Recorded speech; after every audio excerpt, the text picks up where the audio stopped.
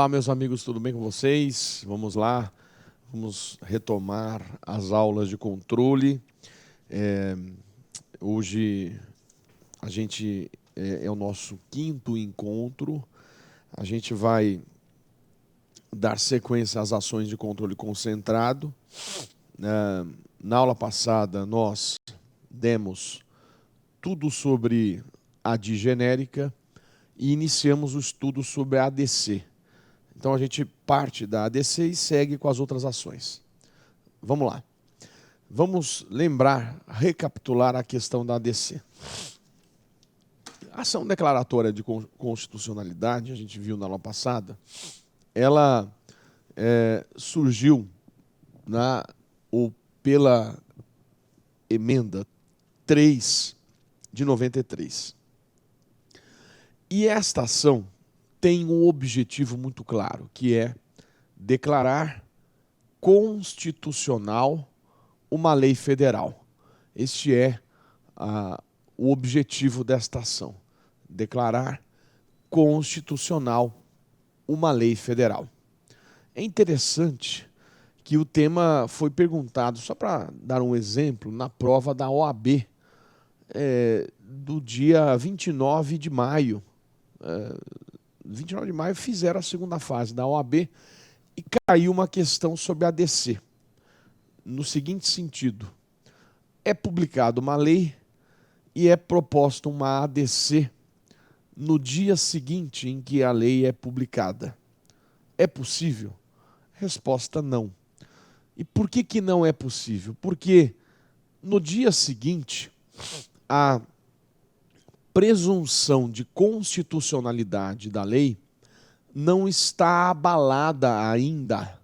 Então, portanto, não tem ou não temos no dia seguinte um dito, aspas, suposto, aspas, interesse de agir. Digo, entre aspas, interesse de agir, porque nessas ações de processo objetivo não há direito subjetivo. Mas é como se fosse o interesse de movimentar a máquina judicial para declarar algo que já se presume. Então, esta ação, a ADC, ela pressupõe que esta presunção seja abalada. E isso depende de um tempo. E esse tempo eu não consigo mensurar. Não dá para dizer que é daqui a um mês que foi publicada a lei, ou daqui a 6 meses, ou daqui a um ano. Mas certamente não o será depois de um dia. Não há como propor uma ADC no dia seguinte, até porque o Supremo não é um órgão de consulta. O Supremo Tribunal Federal não é um órgão de consulta. O Judiciário não é um órgão de consulta. Então, portanto, tirando algum aspecto da Justiça Eleitoral, o Supremo nessas ações não responde uma consulta. Então, portanto, nós temos que ter o que a lei definiu no artigo 14. Então, vou para a lousa aqui para a gente ler o artigo 14. Vamos ler o artigo 14. Está aqui. Será que eu coloquei aqui? Cadê o 14? Ué, passou o 14? Só um minuto. Ah, está aqui. Vamos lá. Diz o artigo 14 da lei. Que lei é essa? É a lei que você tem que ler para a prova, que é a lei da ADI, da ADC, da ADO, lei 9868 de 99. Diz que a petição inicial indicará o dispositivo da lei ou do objeto ou do ato normativo questionado e os fundamentos jurídicos do pedido. Até aí não tem problema nenhum. 2. O pedido com as suas especificações. E o que me interessa é o 3. A existência de controvérsia judicial relevante sobre a aplicação da disposição objeto da ação declaratória. Veja, esse requisito, ele responde a esta questão, a esta problemática. E aqui se falou na existência de uma controvérsia judicial. Veja que na prova haverá uma tentativa do examinador tentar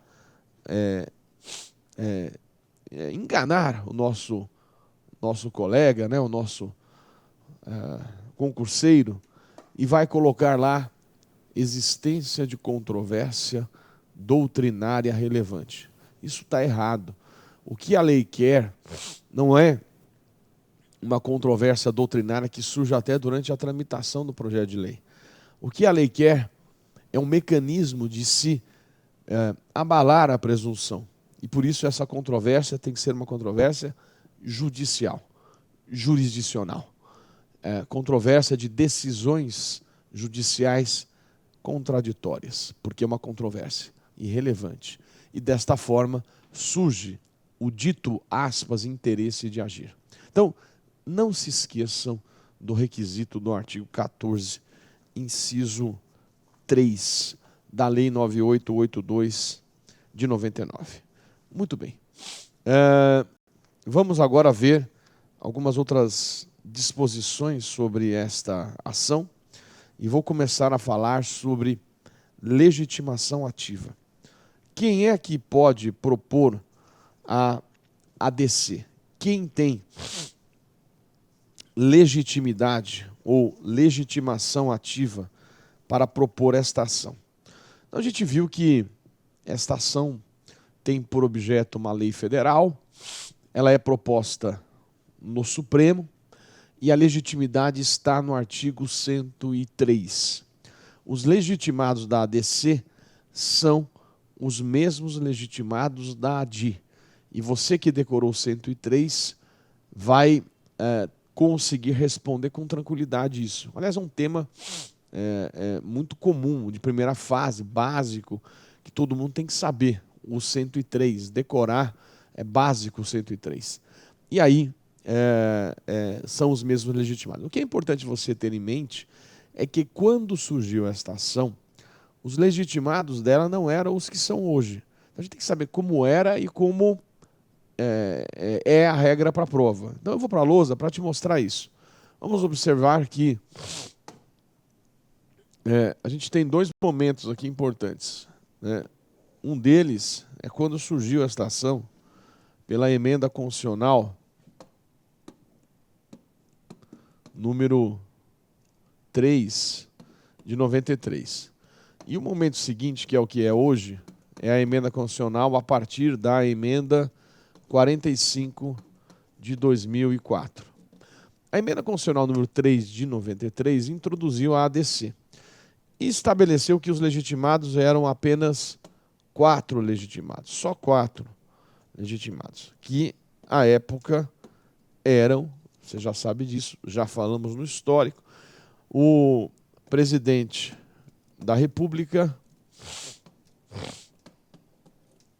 a mesa da Câmara dos Deputados, a mesa do Senado Federal e o Procurador-Geral da República. Esses eram os legitimados. Com a emenda 45, portanto, essa é a resposta da prova hoje, os legitimados foram igualados aos da ADI. Então, os que podem propor a ADI podem propor a ADC. Isso é apenas a partir da emenda 45 de 2004. Então fica esta informação importante da evolução dos legitimados e aí a gente pode completar, né, o seu caderno, você está fazendo o caderno. Então, só para organizar bem, ADC, se fosse organizar. Quem é que tem legitimidade? Legitimidade, artigo 103. Quem tem competência para julgar esta ação, só para organizar o seu caderno, competência de julgamento é do STF. Artigo 102, inciso 1, a linha A. Qual é o objeto desta ação? O objeto desta ação é apenas a lei federal. Quem é requerido nesta ação? O requerido nesta ação é o responsável pela edição da lei ou ato normativo federal.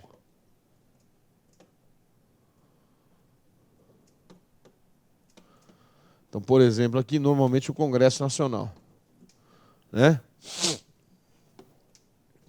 Uma outra questão importante. Quem é que há a participação do Procurador-Geral da República? O PGR, ele funciona como fiscal da ordem jurídica. Eu já estou usando aqui a expressão do novo CPC, artigo 178 do CPC novo, que ao invés de usar fiscal da lei, usa a expressão fiscal da ordem jurídica.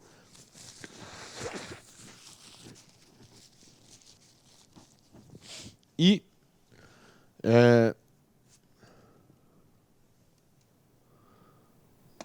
cabe a participação de amicus curiae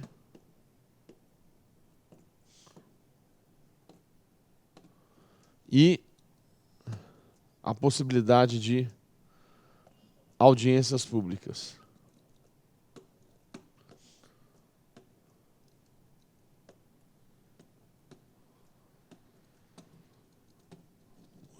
Muito bem.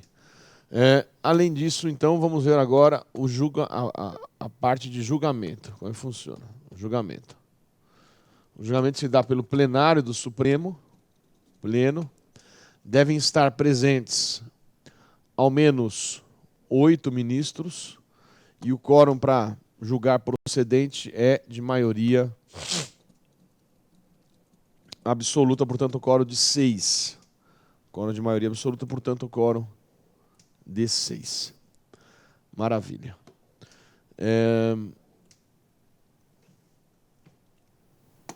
Julgou procedente a ação, portanto, isso significa que a lei é confirmada como constitucional. A presunção, eu diria, se transforma de relativa, porque a presunção ela permite qualquer questionamento, por isso ela é relativa, em aspas, absoluta. Por que eu estou dizendo aspas absoluta? Veja, Lincoln, vem para cá. Eu estou dizendo aspas absoluta porque o Supremo pode ter julgado procedente esta ação na ADC, mas é possível que no futuro o Supremo mude de entendimento. E ao mudar de entendimento, é perfeitamente possível que, mesmo já tendo julgado procedente, se proponha uma nova ADI, ou uma nova não, mas uma ADI, e o Supremo julgue procedente a ADI de um objeto que já foi declarado como constitucional. Isso é possível. O Supremo pode evoluir a jurisprudência. O Supremo pode mudar a composição. Imaginem uma aprovação por 6-5, onde o tema é extremamente complexo. O Supremo pode mudar esse entendimento e não está vinculado à decisão que havia proferido. Isso é perfeitamente possível, porque se fosse uma presunção eterna, absoluta, eu não permitiria esta mudança, esta evolução. Então, por isso que eu usei, entre aspas, absoluta, né? Uma transformação da presunção relativa em absoluta. Beleza? Bom, vamos lá.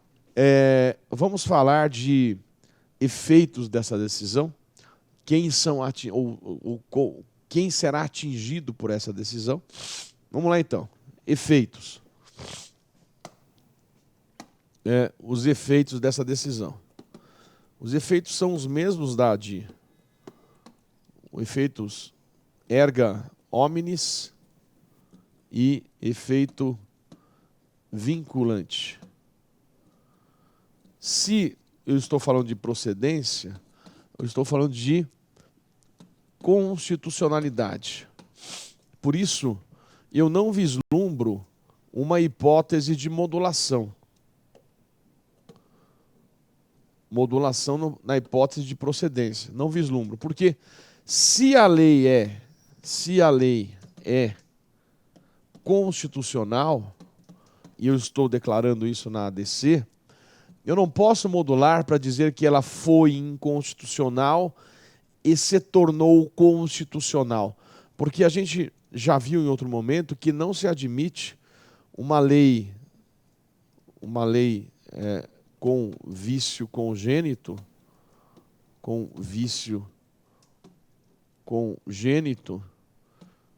uma lei não se admite uma lei com vício congênito, uma lei se constitucionalizar. Não é possível. Portanto, não se admite o fenômeno da constitucionalidade superveniente. Não se admite o fenômeno da constitucionalidade superveniente. Tudo bem? Bom, o que mais a gente precisa saber sobre esta ação? Uma pergunta que foi inclusive a que caiu na prova de segunda fase da OAB, sobre o tema, é se cabe medida cautelar em ADC. E aí a resposta ela está explícita na lei. A lei fez a previsão de que sim, cabe medida cautelar em ADC. Isso está no artigo 21 e a gente vai ler, vamos pôr na lousa, o artigo 21 para tratar de cautelar na ADC. Diz o texto: o Supremo, por decisão, olha o quórum, da maioria absoluta de seus membros, poderá deferir pedido de medida cautelar na ADC, consistente na determinação de que juízes e tribunais suspendam o julgamento dos processos que envolvam a aplicação da lei ou do ato normativo objeto da ação, até o julgamento definitivo.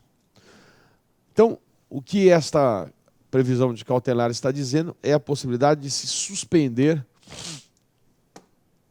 o julgamento das ações em andamento. Mas esta suspensão, diz o texto, é até o seu julgamento definitivo, mas tem que ver o seguinte, vamos ver o parágrafo único desse 21. Concedida a medida cautelar, o Supremo fará publicar em sessão especial do Diário Oficial da União a parte dispositiva da decisão, no prazo de 10 dias, devendo o tribunal proceder ao julgamento da ação no prazo de 180 dias, sob pena de perda da sua eficácia. Então a gente poderia colocar no caderno muito firme assim, que cabe sim medida cautelar consistente na suspensão do julgamento das ações que tramitam na justiça por juízes e pelo tribunal, e essa suspensão vale por no máximo 180 dias. Findo o prazo de 180 dias, o processo ou os processos que estavam suspensos voltam a correr. Esta é a previsão da ADC. Tá bom? Bom, o que a gente, por fim, tem que falar sobre esta ação? Volta para mim. Veja que nós estamos diante de uma ação muito parecida com a ADI, com a ADIM. Veja, a diferença básica entre uma e outra, primeiro é o efeito inverso. Enquanto a ADI tem por objetivo declarar inconstitucional, a ADC tem por objetivo declarar constitucional. Portanto, eu diria que são ações com sinais trocados.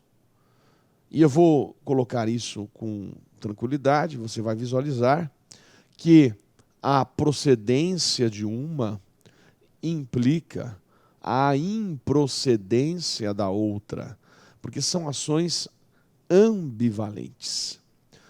A única diferença que existe entre elas hoje, a única diferença de procedimento, além dessa inversão, é o objeto. Ainda não se igualou o objeto da ADC ao objeto da ADI. Enquanto na ADI o objeto é lei ou ato normativo federal ou estadual, na ADC é apenas a lei federal, o ato normativo federal. Tá bom? Então, vamos visualizar esta ambivalência num gráfico. Vem comigo aqui, vamos lá. Vamos colocar assim, ó. Se eventualmente você está diante de uma ADI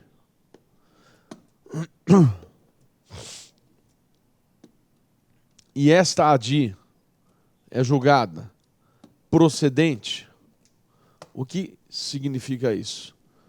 Se essa ADI é julgada procedente, significa que a lei é o que, gente? Ó, ação direta de inconstitucionalidade, procedente. Então, a lei foi declarada inconstitucional. Para que em uma ADC eu tenha o mesmo efeito de lei inconstitucional, lembrando que o objetivo desta ADC é declarar constitucional, portanto, o efeito é ambivalente. É o inverso. Tudo bem? E aí a gente pode afirmar com tranquilidade a frase: ADI e ADC são ações dúplices ou ambivalentes. São ações com sinais trocados. A procedência de uma implica a improcedência da outra. Vou repetir.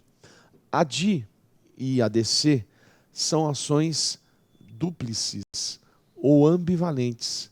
São ações com sinais trocados. A procedência de uma implica a improcedência da outra. E assim a gente consegue ter esta noção muito tranquila, tanto da ADI como da ADC. Tudo igual, o inverso e o objeto distinto. E aí eu acho que você consegue enfrentar qualquer pergunta de prova, qualquer pergunta de concurso, com muita tranquilidade. Tá? Vamos agora falar de uma outra ação, as ações de controle. E a próxima ação que eu quero tratar é sobre a ADO. ADO. Vamos lá. Vamos tratar sobre a ADO. Primeiro ponto. A ADO é uma ação que surgiu em 88. Ação direta de inconstitucionalidade por omissão. Aliás, já que eu comentei na aula de hoje sobre a prova de segunda fase da OAB, no dia 29 de maio de 2016, a peça prática foi uma ADO. Então veja como eles exploraram o tema do controle. Então vamos falar sobre esta ação. Vamos lá. Bom, o primeiro ponto é lembrar que o controle das omissões surgiu em 88. Até então, não se falava em controle de omissão normativa. Não havia uma ação para isso. E em 88 surgiram dois instrumentos de controle de omissão, que são ADO e mandado de injunção. São os dois instrumentos de controle. ADO e mandado de injunção. Muito bem. Qual é a diferença básica entre ADO e mandado de injunção? E eu vou fazer alguns comentários sobre o MI na aula de hoje. A diferença básica e pensada pelo Constituinte foi realmente colocar a ADO como um processo abstrato, como um controle concentrado. É como se fosse uma ADI com o objetivo de controlar a omissão. E o mandado de injunção tem um objetivo como se fosse um controle difuso, uma questão concreta, um direito subjetivo. Um servidor público que trabalha, por exemplo, na fiscalização de cargas no Porto de Santos e não tem ainda reconhecido por lei o direito de uma aposentadoria especial, porque isso ainda depende de regulamentação do 40, parágrafo 4º, inciso 3 da Constituição.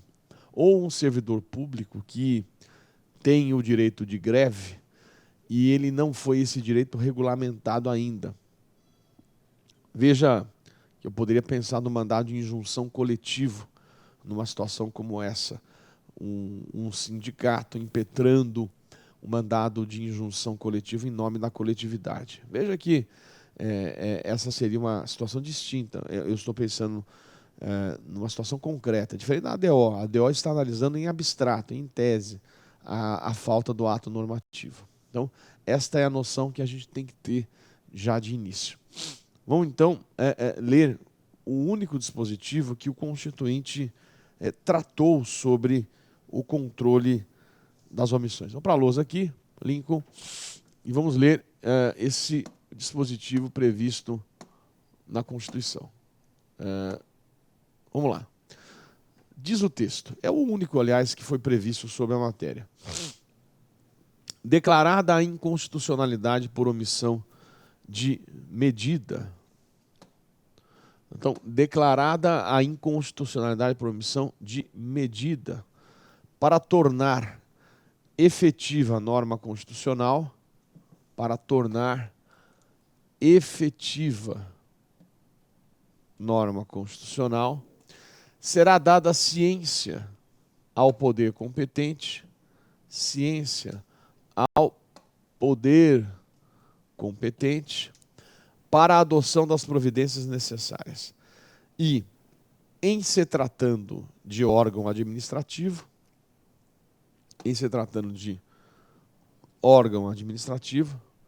para fazê-lo em 30 dias. Então, você tem que ler com calma esse dispositivo.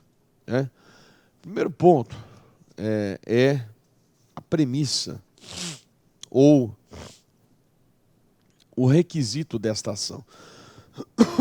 Veja que o texto ele diz que deve-se estar diante de uma norma constitucional inefetiva, porque o objetivo da medida ou da ação é tornar efetiva a norma constitucional.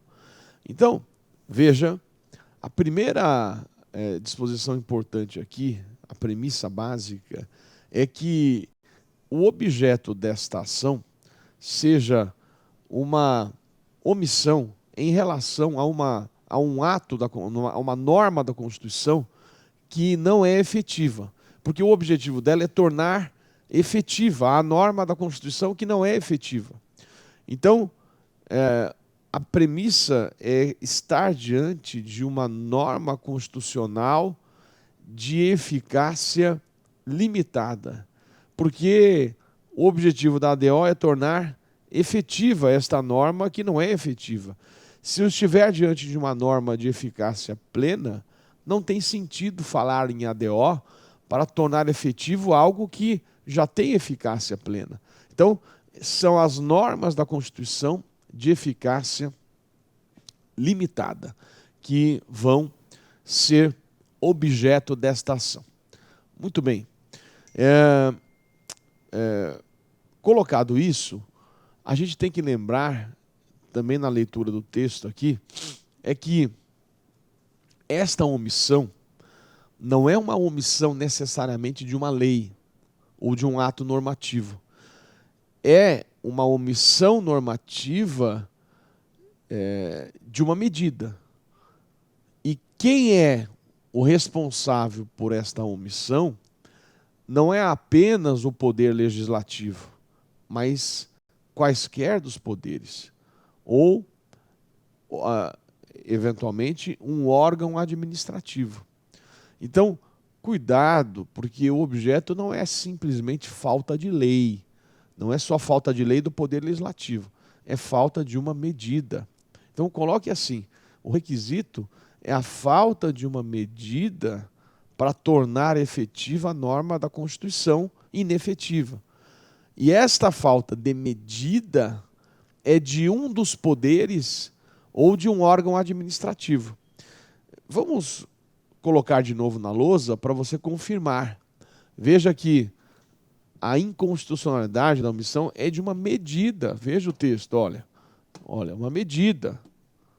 E quem é responsável por essa medida é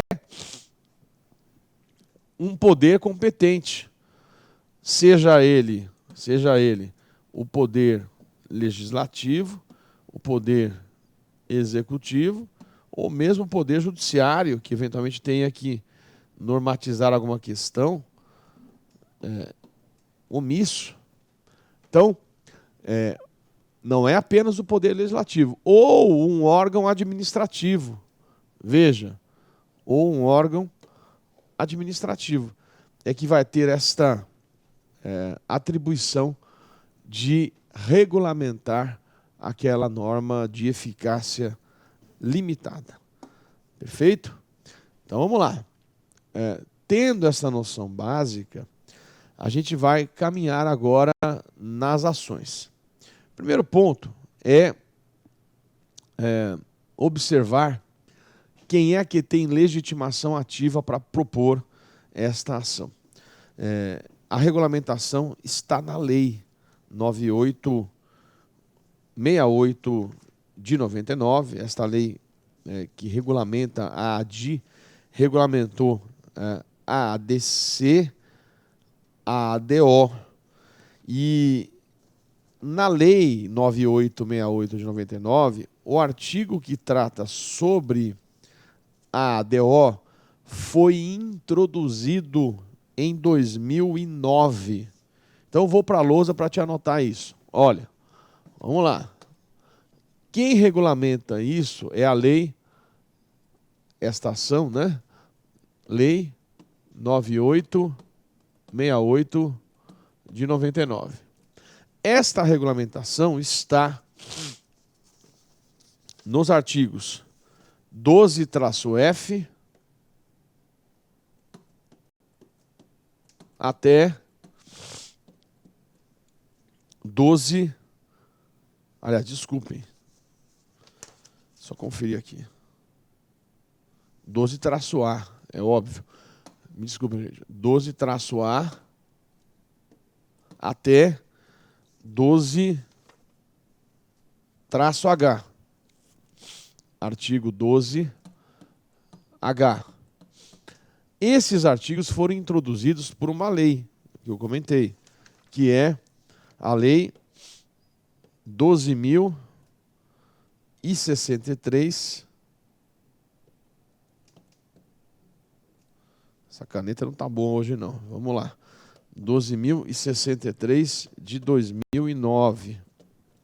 Esta é a lei. Então veja que interessante. A Constituição Federal é de 88. A lei que regulamenta a ADI, que é a lei 98. Vamos ver aqui. Lei 9868 é de 99. que você já tem 11 anos, né? 11 anos. E a lei que a gente está comentando, que introduziu as regras, é a Lei 12.063. Ela é de 2009. Olha que coisa, 10 anos depois dessa aqui e 21 anos depois da outra. Então você tem uma regulamentação tardia, mas hoje há sim uma regulamentação desta ação. Não há na Constituição uma previsão explícita de quem é o legitimado para propor a ação, mas a lei veio pacificar qualquer dúvida que existisse e me parece uma linha correta. Você consegue extrair do 103, até porque esse dispositivo que trata da ADO está previsto no parágrafo 2º do 103. Você poderia já fazer uma interpretação que lhe decorreria do caput, que é o 103. Então vamos colocar no caderno assim: legitimação ativa para propor a ação. Os legitimados do 103. A legislação deixou claro isso no seu artigo 12-A, que diz assim: podem propor a ADO os legitimados à propositura da ADI e da ADC. Então, perfeito, resolvido isso. Legitimado passivo é o responsável pela omissão. Legitimado passivo, responsável pela omissão. Seja um dos poderes ou um órgão administrativo. Esse é o legitimado passivo. Maravilha. Qual é o requisito ou a premissa básica desta ação? É a falta de uma medida que torne efetiva uma norma da Constituição. Portanto, eu tenho que estar diante de uma omissão normativa. Eu tenho que estar diante de um silêncio normativo, não necessariamente legislativo do poder legislativo. Por isso estou falando em omissão de caráter normativo de um dos poderes ou uma omissão de um órgão administrativo de caráter normativo também, para regulamentar a Constituição. Esta omissão pode ser de dois tipos. Ou a omissão ela é total, também chamada aqui de absoluta, ou a omissão é parcial. Vamos exemplificar a omissão total ou parcial. Vem comigo aqui para você perceber. Olha, omissão total ou absoluta, exemplo,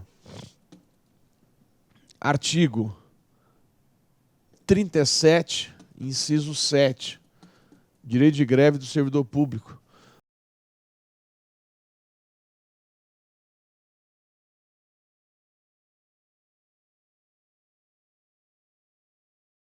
Especial do servidor público. Exemplo de omissão parcial, artigo 7º, inciso 4, salário mínimo. Veja, quando se fez a previsão do salário mínimo, no artigo 7º, inciso 4º, o Constituinte nos deu muita esperança. Ele estabeleceu, estou lendo aqui o artigo 7º, inciso 4º, que o salário mínimo tem que ser capaz de atender às necessidades vitais básicas do trabalhador e da família, com moradia, alimentação, educação, saúde, lazer, vestuário, higiene, transporte e previdência social. Veja que o Constituinte, ele nos deu uma expectativa muito grande. Com tudo isso aqui, eu tinha que ter um valor que não é o valor do salário mínimo de hoje.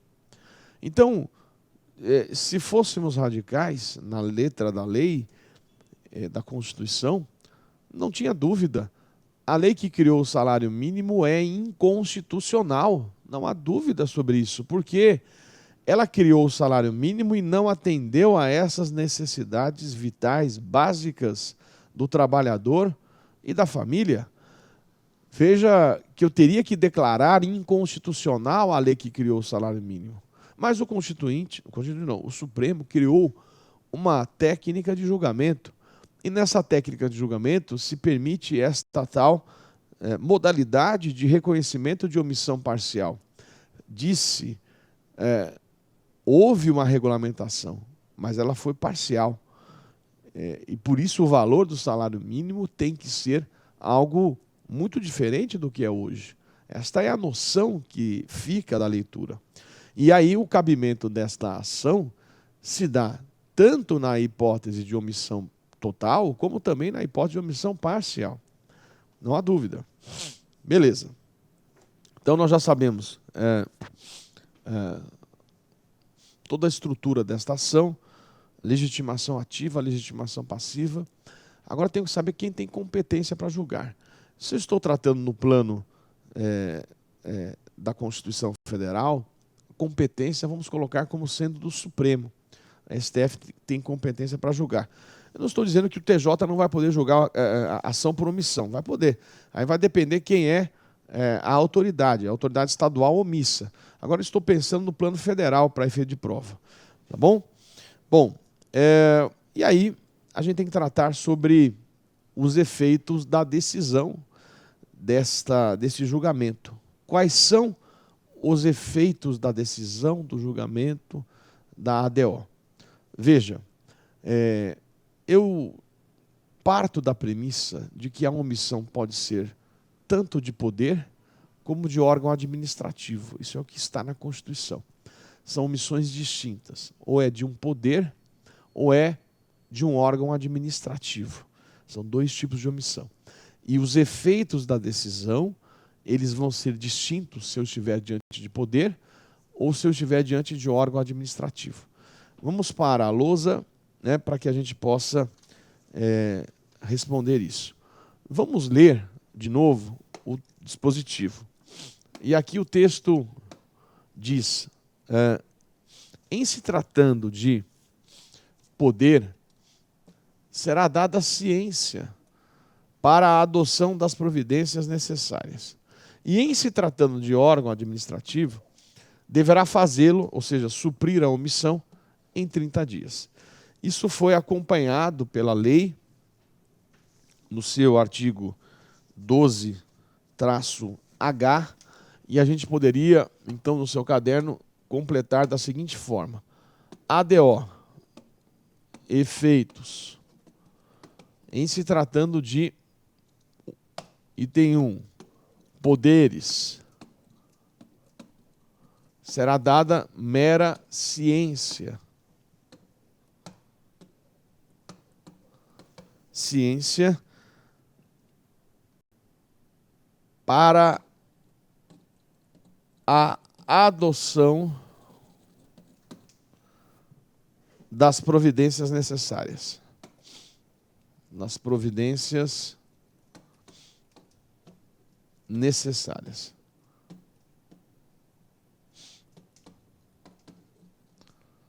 Será dada ciência para a adoção das providências necessárias. Em se tratando de órgão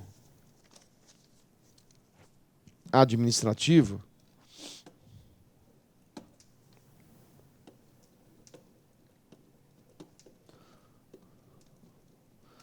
aí as providências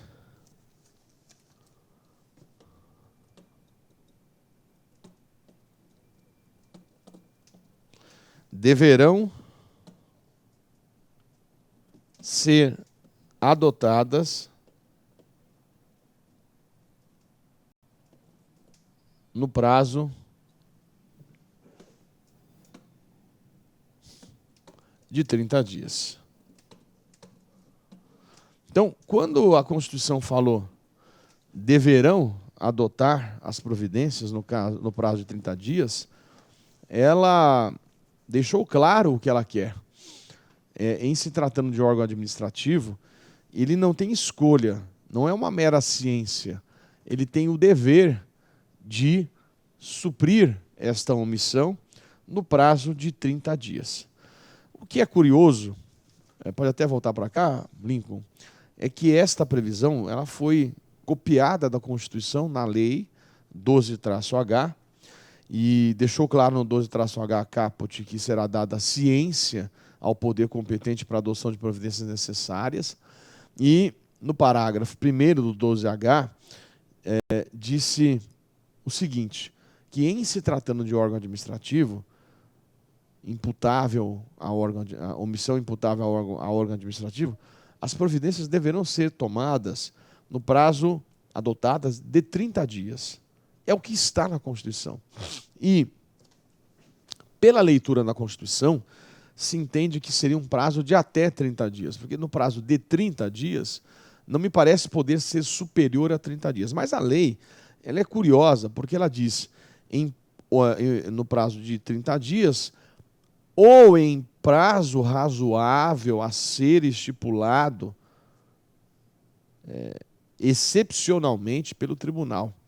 Então, o legislador parece estar sinalizando que em determinadas situações excepcionalmente, este prazo poderia ser estipulado em um período maior. Então, eu estou apresentando uma crítica, porque a Constituição falou 30 dias. Mas parece que o constituinte, o legislador, ele tentou vislumbrar uma situação de razoabilidade. Talvez não seja possível, no prazo de até 30 dias, suprir toda uma omissão. E aí se propõe, essa parece ser a linha, como se fosse uma modulação, né, de definição de providências num prazo não desse de 30, mas um prazo razoável. Eu tenho uma certa dúvida se esta previsão seria constitucional. O Supremo nunca enfrentou, eu estou apenas apresentando uma crítica a isso. Mas fica aí essa observação, se o examinador perguntar, você poderia até tentar falar, parece que é uma situação excepcional, em situações concretas, como se fosse uma espécie de modulação para cumprimento, e por isso uma elasticidade desse prazo em situações muito pontuais. Não sei, vamos ver, né, se um dia o Supremo encara uma situação como essa.